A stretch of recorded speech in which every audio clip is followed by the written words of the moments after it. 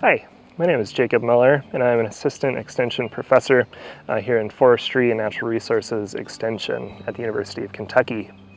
And so we're going to be starting a new 7-part series over the upcoming weeks called Forestry 101.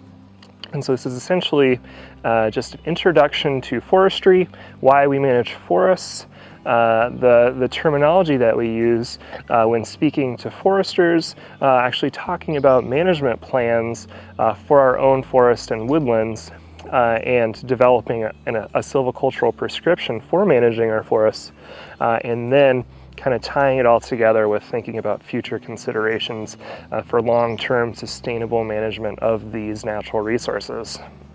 And so today we're going to be talking and introducing forestry and forest management by answering kind of a simple question, but not really so simple. Why do we manage our forests? Why do we actively manage our forests? And when we talk about active management, we're talking about going in and actively managing the forest for a specific reason, for a specific objective. Sometimes those are timber related, improving the quality of the timber. Timber stand improvement is a common treatment. And in fact, we're out here in Berea College Forest at the site of a recent TSI, Timber Stand Improvement project, where they went through and prescribed burns a lot of the competing vegetation and invasive plants to free up growing space for the desirable species and regeneration. So we have a lot of oak regeneration here in the understory of the forest.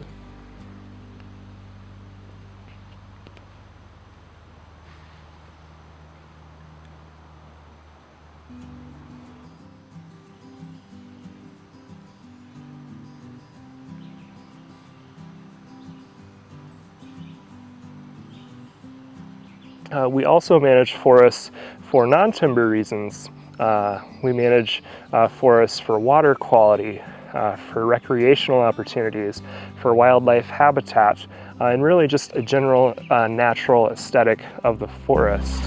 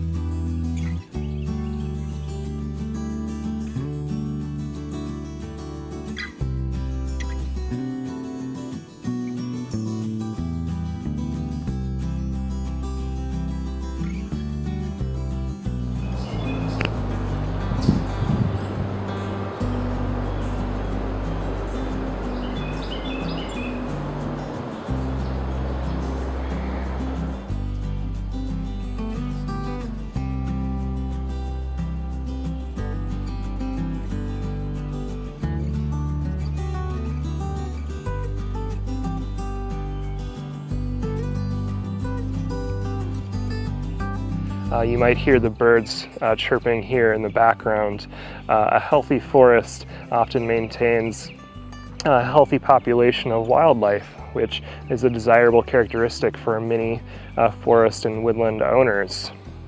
And so actively managing our forests is an important component of maintaining a healthy forest. And so active management is really engaging in thinking about the health of the forest, and then managing for our specific objectives and creating a long-term sustainable resource. And so I'm often asked, why not just let nature take its course? And we call this passive management. And passive management is the lack of human interaction or management with that forest.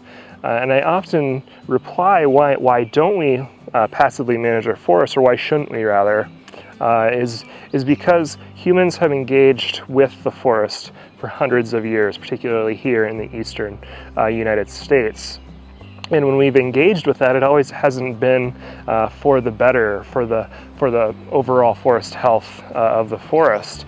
We've often high-graded timber from these forests. When we talk about high grading, we're talking about cutting out the best, highest quality trees and only leaving behind less desirable species and less desirable trees.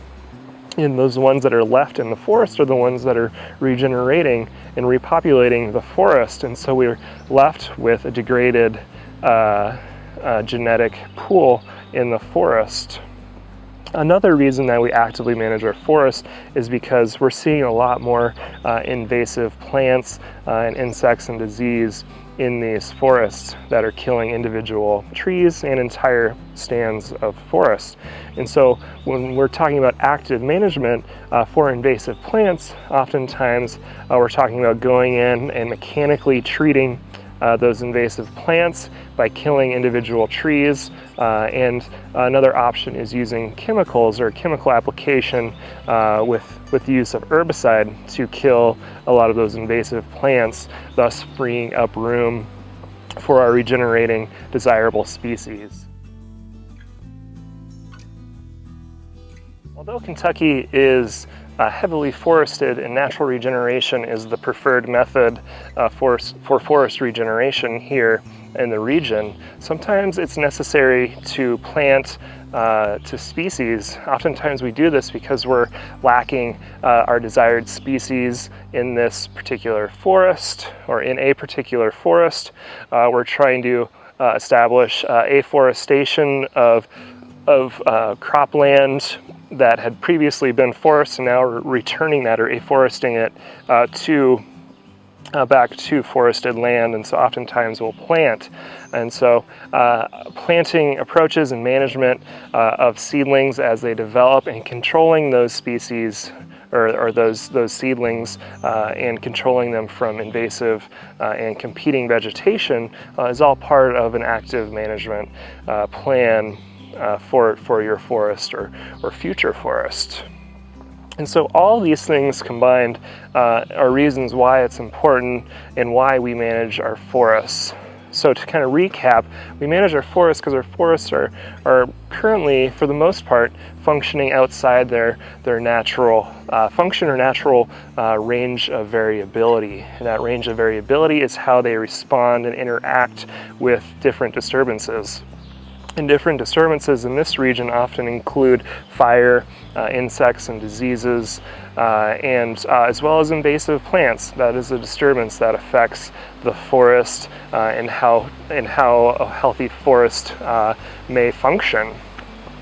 And so responding to those disturbances and responding to our past management efforts are really why we need to actively manage our forests.